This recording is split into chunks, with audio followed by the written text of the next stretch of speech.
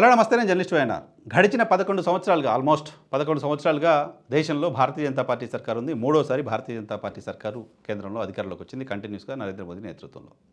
So Narendra మోదీని ఎదుర్కోవాలి అంటే మనమంతా ఒక్కటిగా ఉండాలి. మనమంతా ఒక్కటిగా ఉంటే తప్ప నరేంద్ర మోదీని ఎదుర్కోలేమని 2024 ఎన్నికల కంటే ముందు ఇండి అనే ఒక కూటమిని ఏర్పాటు చేశారు భారతీయ జనతా పార్టీ వ్యతిరేక పార్టీలన్నీ. ఇండి కూటమిని ఏర్పాటు చేయడం ద్వారా ఇండియాని యునైట్గా ఉంచుతున్నాం, దేశాన్ని విచ్ఛిన్నం చేయాలనుకుంటున్న భారతీయ జనతా పార్టీకి వ్యతిరేకంగా మేము పోరాడతాం అంటూ 2-3 మీటింగ్లు కర్ణాటకలో అక్కడ ఇక్కడ మీటింగ్లు పెట్టి మేమంతా యునైట్గా ఉన్నాం, రాజకీయ పార్టీలన్నీ మేము భారతీయ జనతా పార్టీ పైన పోరాటం చేస్తామంటూ చెప్తూ వచ్చారు. సో ఆ దిశగా కొన్ని అడుగులు అయితే హానెస్ట్గానే పడ్డాయి. అటువంటి హానెస్ట్గా అడుగులు పడడం కారణంగానే 2024 సార్వత్రిక ఎన్నికల్లో కాంగ్రెస్ పార్టీ 99 స్థానాల దాకా వచ్చింది. భారతీయ జనతా పార్టీని సాధారణ మెజారిటీ కంటే కూడా తక్కువ సీటుకు పరిమితం చేయగలిగింది. 240 స్థానాలకే భారతీయ జనతా పార్టీ పరిమితమైంది. సో కొంత సక్సెస్ చూసిన ఈ పార్టీలన్నీ కూడా కొంత సక్సెస్ చూడడం కారణంగా దేశంలో ఓకే భారతీయ జనతా పార్టీని ఓడించగలరు, ఈ పార్టీలన్నీ యునైట్గా ఉన్నాయి, వచ్చే ఎన్నికల నాటికైనా భారతీయ జనతా పార్టీని గ్యారెంటీగా ఈ కూటమి ఇండి కూటమి ఓడించగలదు లాంటి ఒక ఇంప్రెషన్ని, ఒక అభిప్రాయాన్ని బిల్డ్ చేయగలిగాయి 2024 ఎన్నికలు. కానీ 2024 ఎన్నికల తర్వాత ఇండి కూటమికి సంబంధించిన పార్టీల నాయకులు వ్యవహరిస్తున్న తీరు చూస్తే ఇక వీళ్ళు భారతీయ జనతా పార్టీ పైన పోటీ చేయాలనే ఆలోచనలో లేరు. ఎవరి ప్రయోజనాలు వాళ్ళు చూసుకుంటున్నారు.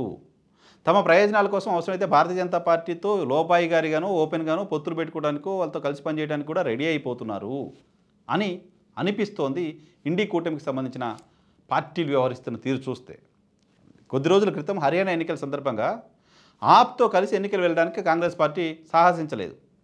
ఆప్తో కూడా కలిసి సమాజ్వాదీ పార్టీ లాంటి పార్టీలను కూడా కలుపుకుని కాంగ్రెస్ పార్టీ అక్కడ ఎన్నికల్లో పోటీ చేసి ఉంటే హర్యానాలో రిజల్ట్ ఇంకో రకంగా ఉండేది లాంటి విశ్లేషణలు ఉన్నాయి. ఆ రెండు పార్టీలను వదిలేసి మాకు బలం ఉంది, మేము ఎలా గెలిచేస్తాంలే అనే ధైర్యంతో మిగతా కూటమి పార్టీలను పట్టించుకోకుండా హర్యానాలో కాంగ్రెస్ ఒంటరిగా వెళ్ళి బొక్కబోర్లా పడింది.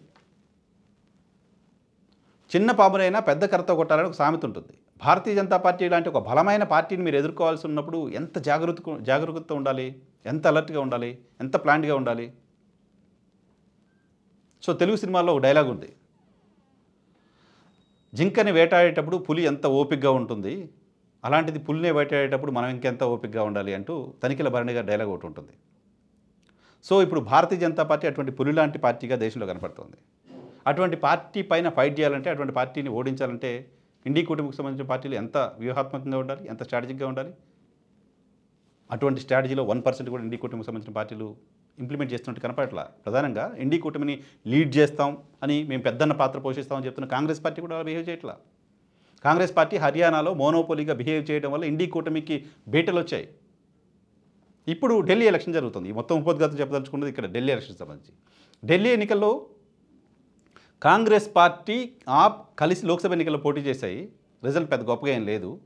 సో ఇప్పుడు లోక్సభ ఎన్నికల్లో కలిసి పనిచేసే పరిస్థితి ఉంటే పార్టీలన్నీ కూటమిగా కలిసి ఉన్నాయి ఇలాంటి ఒక మెసేజ్ ఉండేది, ఒక ఇంప్రెషన్ ఉండేది.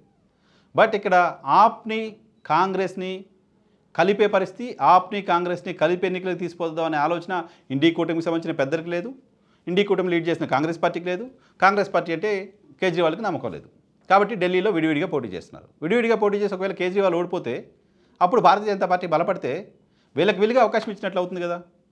పైగా అక్కడ కాంగ్రెస్ పార్టీతో కూడా కలిసి పనిచేసే పరిస్థితి కాకుండా సమాజ్వాదీ పార్టీ ఆప్కు మద్దతు ఇస్తుంది. సో ఇండి కూటమిలో ఉన్న పార్టీలే 2 కూటమిలుగా ఢిల్లీ అసెంబ్లీ ఎన్నికల్లో పోటీ చేయబోతున్నాయి.